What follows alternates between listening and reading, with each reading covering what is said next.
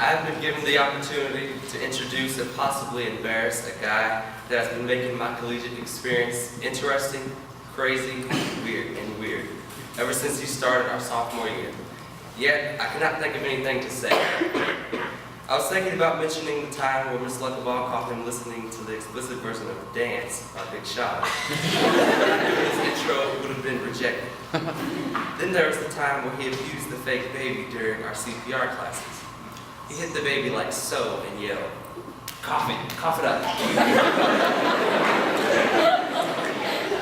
Just to let you all know, I still do not know how he passed the class, and do not leave your kids with him.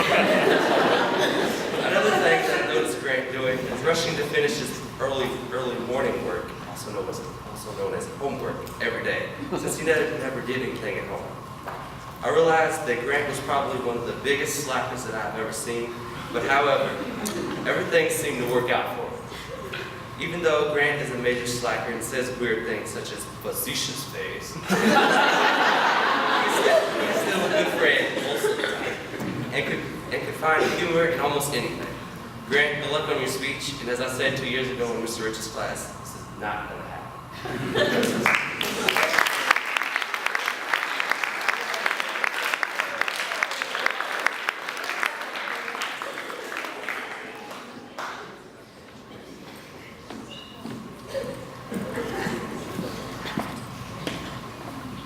Hello. I'm sure there... Really? That quickly?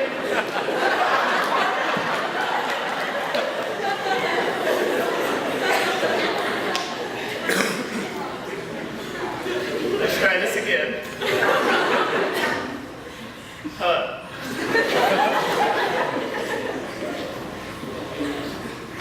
We good?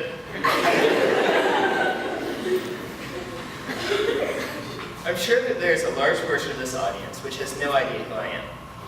However, as I speak, I imagine you're turning to the person next to you and quietly whispering, "Wait, is that the kid with the weird voice?" That confirms it. Or maybe the person next to you is asking, "No, it's the guy who wears the really bright shoes, right?" Well, hold on to your seats, because these questions, along with many more, are about to be answered.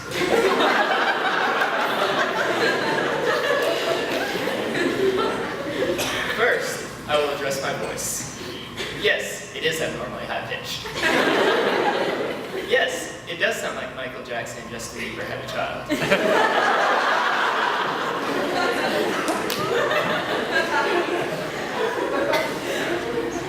And finally, I must confirm that I have, in fact, gone through puberty.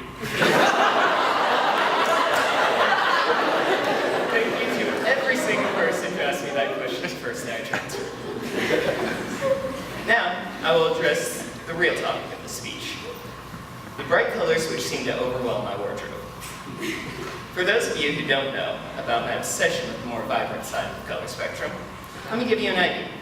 On an average Sunday afternoon, I will go to lunch with my parents. Seems like a simple enough family outing, right? Well, you're wrong. Most of you have never gotten to meet my father.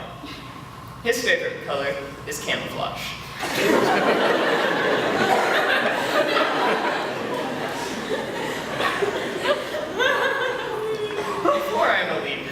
Before I am allowed to leave the house on these Sunday afternoons, I must first pass what he calls his fashion test. You see, pardon me, I lost my spot. On any given weekend, my father can be seen sporting his khaki cargo shorts, any one of his beloved Bass Pro t-shirts, and, to tie the outfit together, a camouflage pair of Crocs. What can I say? The camo goes with everything. This god of fashion is often disappointed when I walk down wearing my bright pink shoes, colorful polo shorts, and a tight-fitting fluorescent t-shirt. On more than one occasion, I've gone to the door wearing what I assume to be a perfectly normal outfit. However, I'm met with my father asking, "What the hell are you wearing?" Whenever he poses this question, I will generally ask, "Well, what would you prefer I put on?" He'll respond with something along the lines of, "I don't know, something a normal kid would would wear. However, this whole idea of being normal, it's not really my forte. Whenever my father poses this question of normality, I'll often think of a quote by John Lennon. It's weird not to be weird. This quote does a fairly good job explaining my outlook on life. You see, everyone in the world has some peculiarities. The difference between the people who are remembered and the people who will drift into the background and you won't remember in 5 years is that there are those people who are willing to embrace these peculiarities. The way I figure, I would rather be remembered as the kid who wore bright shoes and had a funny voice than forgotten as the kid who was normal, fit into the background, and still had a funny voice. As a matter of fact, I'm not the only one who realizes how fun the world can be when you embrace the strange side of personality. You see, another part of my strange lifestyle is that I love certain chick flicks. One of them being the ever-famous The Perks of Being a Wallflower. For those of you who have never seen this movie, it is about a very awkward, very strange high school kid. Sounds familiar, I know. This kid tries as hard as he can to fit in during the beginning of the movie. However, he has a miserable time doing it. He doesn't have many friends, and he's not enjoying his high school experience. However, once he starts to embrace his weird personality, his love for strange music, and other peculiarities, he begins to make friends, enjoy his classes, and even start to speak out a little. However, I digress from the main point.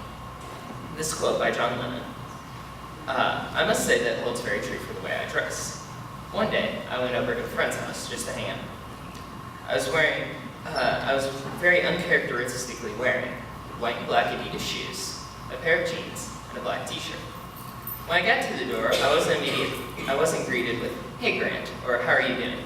I was greeted with, "Do you feel okay?"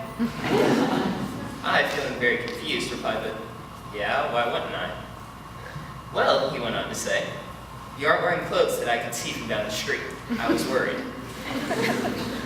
Another example of my abnormal fashion sense is that one day, sophomore year, while I was riding in with Mr. Davies, he was complaining that he was looking for a new pair of indoor soccer shoes. He couldn't find any. I, being the very avid online shopper that I am, offered to help. His response was, and this is a direct quote, "Well, Wolf, I would, but I've noticed that all of your shoes look as though someone who was on acid designed them."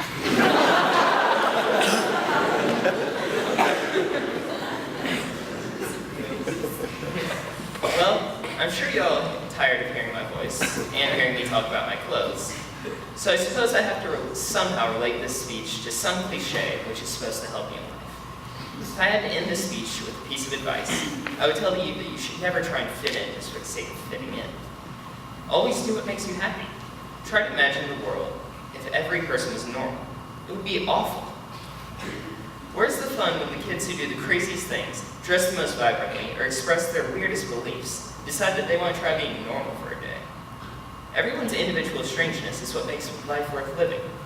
So, to summarize this speech, let me call on a quote from one of the greatest modern philosophers, Wiz Khalifa.